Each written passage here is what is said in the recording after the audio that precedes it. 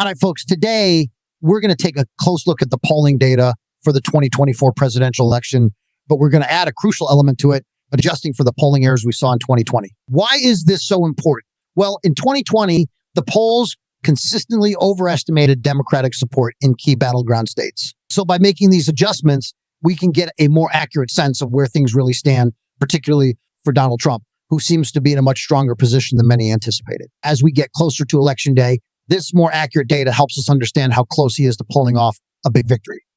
We'll begin by filling out the electoral map, focusing on the states that are actually competitive. There's no need to spend much time on the solid red or blue states that are practically guaranteed for either Trump or Kamala Harris. The real action is in the swing states, the states that could go either way and will ultimately decide the outcome of the election. The Midwest is going to be a critical area of focus, just as it was in both 2016 and 2020. Those blue wall states that Democrats relied on for years have become battlegrounds, and flipping them back will be essential for Trump's path to victory. So let's dive into the numbers and see how this plays out when we adjust for the errors of 2020. Let's kick things off with Minnesota. This state hasn't voted for a Republican since 1972, making it a longtime Democratic stronghold. However, as of now, Kamala Harris holds only a 4.7 lead in the polling average. If we apply the 6.2 point polling error that we saw in 2020, where the polls overestimated Democratic support, Trump is actually ahead in Minnesota by 1.5. Think about that. A state that hasn't gone red in over 4 decades could now be leaning toward Trump. This isn't just a hypothetical scenario either. Back in 2016, Hillary Clinton barely won Minnesota by 1.5. So the idea of Trump flipping it is very much in the realm of possibility. With that in mind, we're moving Minnesota into the lean red category. Let me give you some context on how I'm classifying these states. If a candidate is leading by 10 points or more, that's considered a solid lead. Between 5 and 10 points puts the state in the likely category. If a candidate is leading by 1 to 5 points, we'll call it lean. And if the margin is less than 1, the state will be classified as tilt. This system helps give us a clear understanding of just how competitive or safe a state is for either candidate. But before we get into the details, hit the subscribe button, like this video, and leave your thoughts in the comments. Thank you for your support. Now let's take a look at Iowa. Trump is already leading by 4 in the current polling averages, but once we adjust for the error margin, he's on track to win the state by a solid 10.2. In 2016, Trump won Iowa by 9 points, and in 2020, he carried it by 8 points. With these numbers in mind, it's safe to say that Iowa is trending heavily in Trump's favor once again. Given how reliable Iowa has been for Trump in recent elections, this state moves comfortably into the solid red category on our map. Next, we have Wisconsin, one of the most critical swing states in recent elections. According to the polling data, Kamala Harris holds a slim 0.3 lead.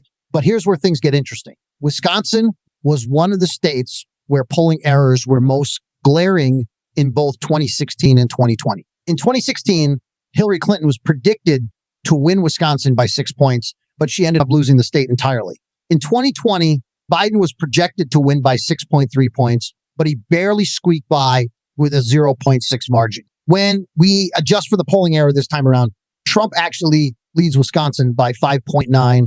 That's a significant swing, and it suggests that Wisconsin could go red again. So Wisconsin moves into the likely red category. Next up is Michigan, another Rust Belt state that played a pivotal role in both the 2016 and 2020 elections. Biden won Michigan by 2.8 in 2020, but this time the numbers tell a different story. Currently, Trump holds a narrow 1 lead in the polling averages, but after we adjust for the polling errors, his lead jumps to 7.2. If this trend holds, Michigan will flip back to Trump. By Trump narrowly won Michigan in 2016 by just 0.2, but polling errors in that race were also significant. Clinton was expected to win Michigan by 11.4 points, yet she lost it. Biden also underperformed expectations here in 2020. Given these past results and the current adjusted numbers, Michigan moves into likely red column. Ohio is another crucial state, and this one has been leaning Republican for a while now. Trump won Ohio by 8 points in 2020 and by 9 points in 2016. Right now, he leads by 7.4 in the polling average. After adjusting for the polling error, Trump is on track to win Ohio by 13.6. This makes Ohio a solid red state on our map. The Buckeye state has been trending Republican, and this year it looks like it will be more firmly in Trump's camp than ever. Now let's talk about Pennsylvania. the state that is often seen as the tipping point in presidential election. Right now, Trump holds a razor-thin lead of 0.3 in the polling average, but that's before we adjust for the polling errors. Once we account for the overestimation of Democratic support in past elections, Trump's lead in Pennsylvania grows to 6.5.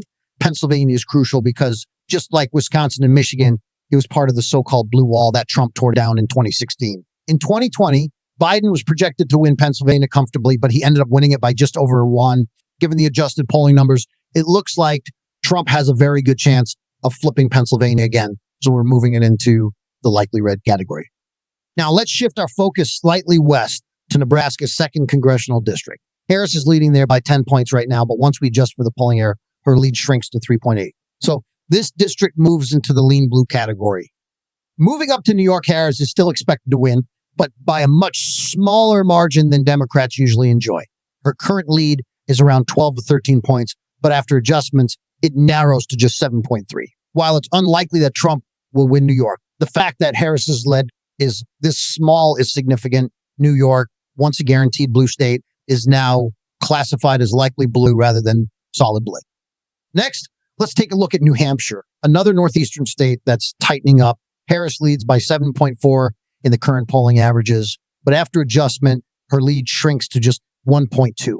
This is a state that was incredibly close in 2016, with Clinton winning by just 0.37. New Hampshire will be classified as lean blue on our map, but it's just barely staying out of the tilt category.